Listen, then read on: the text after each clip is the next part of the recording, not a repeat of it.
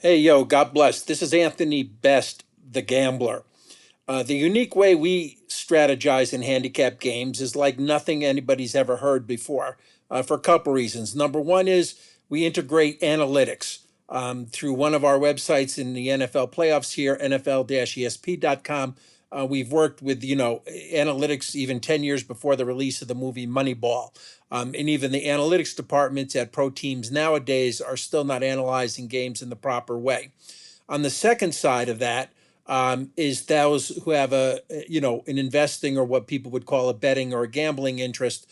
And that is through my father's website, masterstrategyinvestments.com. And he's worked with legends like Jimmy the Greek and even Billy Walters indirectly through some work that I've done to try to promote our show, our website, which really isn't functional necessarily. It's just a template for a couple TV shows we're working on. Because here's a secret: if you hear a professional handicapper, or a quote unquote expert, the experts on the national media level, these guys are just opinionated sports reporters. And we have an expression, I've now changed it. It used to be 90% of the media is wrong 90% of the time. Now it's actually 95% of the media is wrong 95% of the time.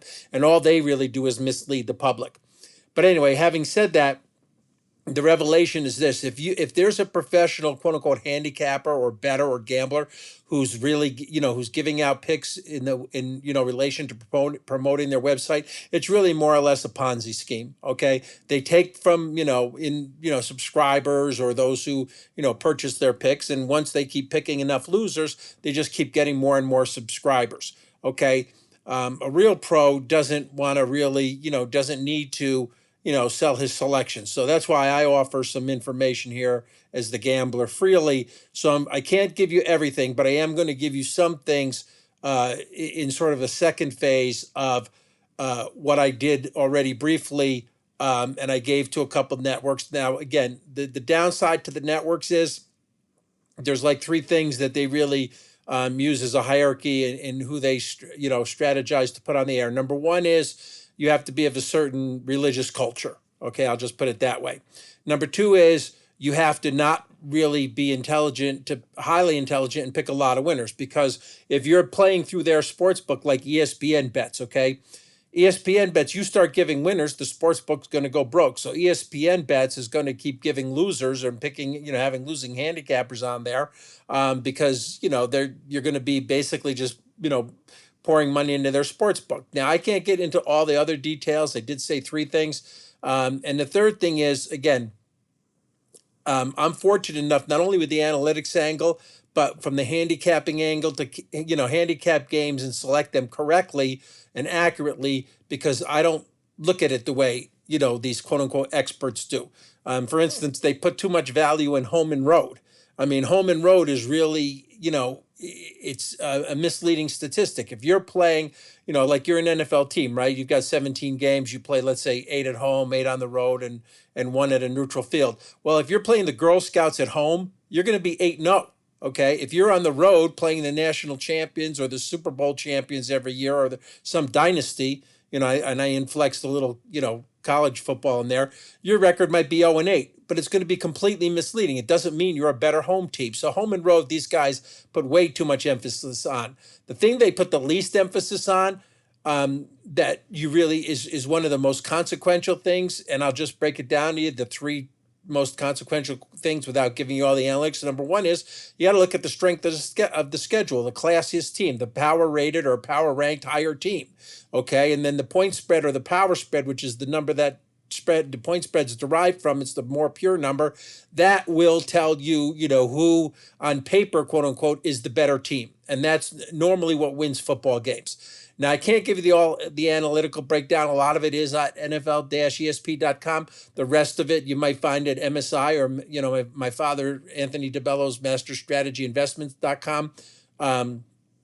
But again, as Anthony quote unquote Best, or Anthony Best the Gambler, just a pseudonym I'm using for a character that just happens to be blessed with enough intelligence and experience, having been doing this for decades now, combining again analytics with professional handicapping. So again, I mentioned the first thing, which is the power ranking of the teams and who's really the better teams on paper with regards to what the spread indicates. Number two is you're in it to try to beat the book. These Italians, like myself, like my pop guys, who set the lines, these are your smartest guys. I mean, these numbers don't typically lie. Okay, so you really have to kind of handicap the books and handicap against the other players because, again, the media is the most moronic people when it comes to picking, and the public is, now they're not the most, they're moronic. The public's even worse than the media. Okay, so again, you want to handicap a game properly based on, really just by going against the media and going against the public. Okay, the other thing you probably want to use is, and I can't give you all this, is sort of, what people might call an algorithm or a model. You want to do some modeling, like, how many underdogs a week win? How many underdogs win straight up? Is the spread accurate? What's the, influence? The spread becomes, first it's a statistic, then it really becomes more like an index, moving, up or down against, or for, whomever the public is investing in. Again, and the books are always trying to win. Okay, they're not just trying to break even and take out 10%, or even some places more than that, 15% of vigorish or what they call juice, but they're really just trying to beat you. So that's all I'm going to say now. But let me give you some lowdown here on the next 4 or 5 minutes here, just to make this another 10-minute tape on the AFC and the NFC teams going throughout the playoffs here. So I already kind of handicapped in part one who the stronger or SOS strength of schedule teams are, and then a couple analytical things, and then I just finalized now kind of what the playoff scenarios might end up being. So based on the seeding and home field. So the key that I'm going to use, one of the key secret keys that you don't hear, which is really what you want. If everybody's talking about it, like let's say, the Chiefs are at home, cold weather, they're going to have, the team with the better running game will probably win, or more experience, like Kansas City being at home, as compared to a high flying team like the Dolphins, then that's not really a valuable statistic. You want something you don't hear. Now, what I know that other guys don't know is that the home field advantage in the playoffs goes up to anywhere from 4 to 7, and then as the playoffs progress up until the Super Bowl, which is a neutral field, HFA or home field advantage goes up to 10 or 14 points. Last year, I don't remember who was who, but Philly and Kansas City, one got 10 points of HFA and the other one got 14. So I'm expecting that again this year, which makes the AFC home field advantage #1 seed, the Ravens, really strongly rated throughout the playoffs. Now, they don't get as much, Baltimore, and in the NFC, San Francisco, also the highest rated #1 seed. They don't get as much HFA this year, or typically, as KC and Philly do. They're probably two of the highest ones. Dallas, however, does get a lot of home field advantage.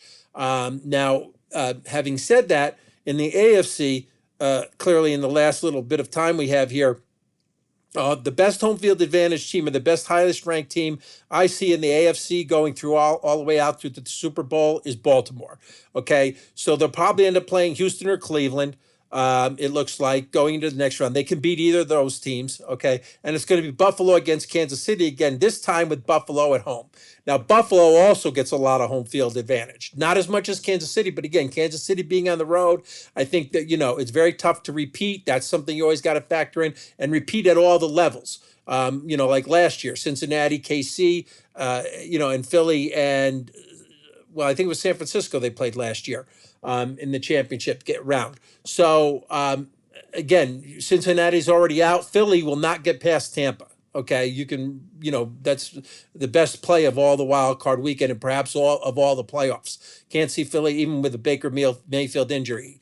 And actually, Pittsburgh, if they had TJ Watt in, they would really be a good power spread play against Buffalo. But he's going to make a difference, but that's still too many points. But I'm digressing and moving around here a little bit. But anyway, so again, whether Baltimore at home should have enough HFA and a lot of other factors to defeat either Buffalo or Kansas City, whomever gets to that round.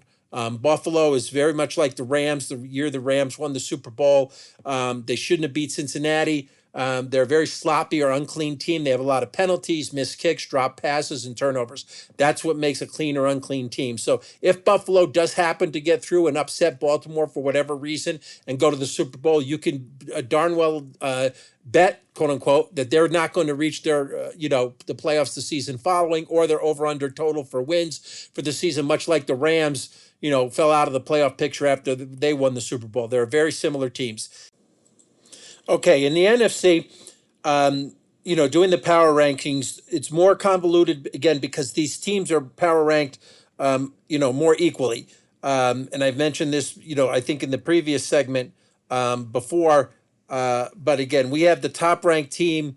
I'm scrolling through here my notes in the NFC uh, as being actually either the Cowboys. Well, they're three basically equal: the Cowboys, the Niners, and the Lions. And really, what it comes down to is who's going to have the home field, during the playoffs. So if you look at it the way I did here, let's say San Fran goes against, it's either going to be the Rams or Detroit, obviously, right? So in the next round, because they play each other, so it's going to be San Fran at home against the Rams in that round, and then it'll be Dallas home against Tampa. Dallas will defeat Tampa. That's not a problem.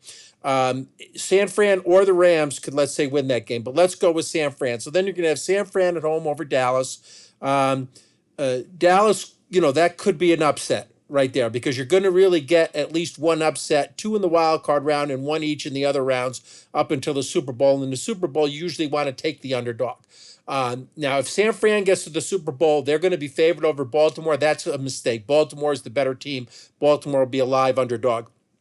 Now, if you look in the other bracket in the NFC, you've got San Fran will end up being with Tampa beating Philadelphia. San Fran will be home against Tampa. They'll dispose of them pretty easily. And then you've got Dallas home against Detroit. Again, Detroit is the anomaly. Detroit is the wackadoo in there, with Campbell, whatever he might do. He goes for the most fourth downs, fake punts, all these types of things. If he happens to just get it right and the stars all come together, as they say, or they align, then Detroit could overcome their deficiencies in being on the road, and again, just being power ranked, a tad lower than San Fran and Detroit. So then San Fran and Dallas, I'm sorry. So then you're going to have San Fran home against Dallas, or San Fran home over Detroit. Okay.